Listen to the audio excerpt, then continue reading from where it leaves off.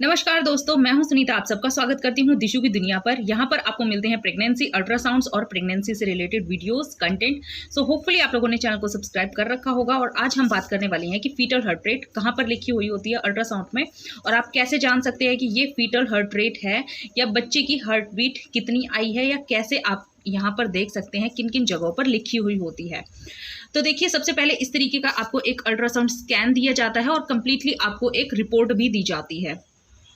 तो सबसे पहले हम स्कैन को कवर कर लेते हैं। तो यहाँ पर देखिए, इस तरीके की आपको एक छोटी सी इमेज दिखाई जाती है, और ये अर्ली प्रेगनेंसी अल्ट्रासाउंड है जो कि सिर्फ एलएमपी के अकॉर्डिंग तो 9 वीक्स 2 डेज का होना चाहिए बेबी, बट यहाँ पर सिर्फ और सिर्फ 8 वीक्स और 5 डेज का बेबी है अल्ट्रासाउंड के अकॉर्डिंग। तो देखिए, इतना डिफरेंस हो कैसे जाता है, इसके ऊपर भी मैंने प्रॉपर एक वीडियो शेयर की है आप लोगों के पास में। तो यहाँ पर आप देखेंगे कि कुछ ही दिन का गैप है 9 वीक्स और 2 डेज में, और 8 वीक्स एंड 5 डेज में।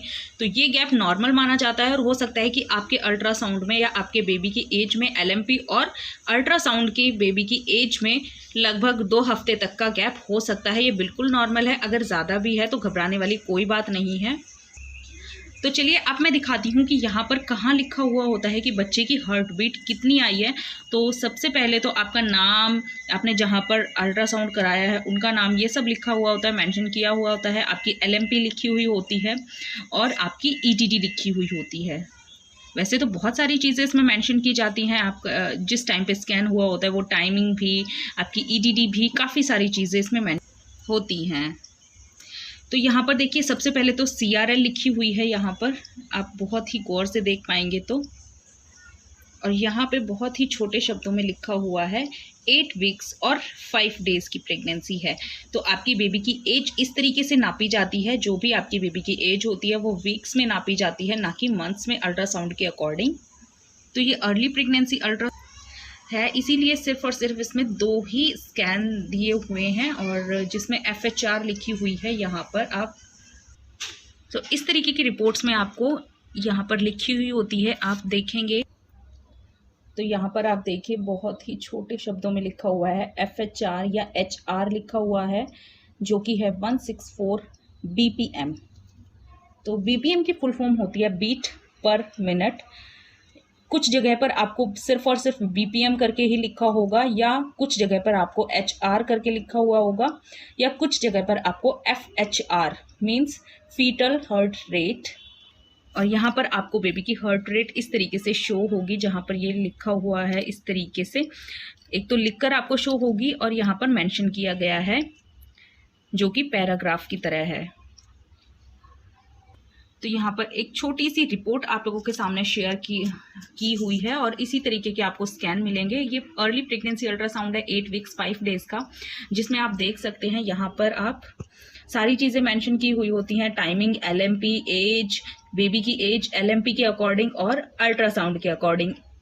और जब आपका स्कैन हुआ है वो डेट, टाइमिंग, बेबी की ईटीडी, सब कुछ मेंशन किया होता है। यहाँ पर आपको HR ये देखने को मिल रही है 164 बीट पर मिनट, और यहाँ पर सिर्फ और सिर्फ एक ही बार चेक की थी और एक ही बार में फिक्स आ गई थी। अदरवाइज फिर आपकी first, second, third, fourth, fifth finally इस तरीके से होती है, क्योंकि बच्चे की हार्ट बीट नहीं आती है। मेरे केस में बहुत ही जल्दी आ गई थी, इसीलिए मतलब फर्स्ट अल्ट्रासाउंड में फर्स्ट टाइम पर ही आ गई थी। अदरवाइज फिर आपको घूमना पड़ सकता है, थोड़ा सा टहलना पड़ सकता है, हो सकता है आपको थोड़ा सा पानी पिलाया जाए, थोड़ा सा आपको कुछ खिलाया जाए। इस तरीके से तो घबराने की कोई भी बात नहीं होती है। अब हम बात करते हैं कि इस तरीके की रिपोर्ट में कहाँ पर लिखा हुआ होता है। तो जैसे कि मैंने अभी बताया था आप लोगों को, FHR लिखा हुआ होता है, या HR या BPM बीट पर मिनट। तो यहाँ पर आपको रिटर्न में दी हुई होती है रिपोर्ट, जिसमें लिखा हुआ है FHR is 164 beat per minute. तो यहाँ पर आप देख सकते हैं इंटरनल OS इज क्लोज्ड। अगर आप लोग फुली ये रिपोर्ट देखना चाहते हैं मेरी किस तरीके से है या कब हार्ट बीट आई थी, तो मुझे नीचे कमेंट सेक्शन में ज़रूर पूछिएगा, ज़रूर मैं आप लोगों के लिए नेक्स्ट वीडियो बनाऊंगी। होपफुली आप लोगों ने इस चैनल को सब्सक्राइब कर रखा होगा, सब्सक्राइब कर लिया है तो प्लीज़ बेल आइकन को ज़रूर प्रेस करना, लाइक करने से मुझे बहुत मोटिवेशन मिलती है। चलिए मिलती हूँ नेक्स्ट वीडियो में इसी तरीके की यूजफुल स्कैन या प्रेगनेंसी रिलेटेड वीडियो के साथ। Take care, bye bye.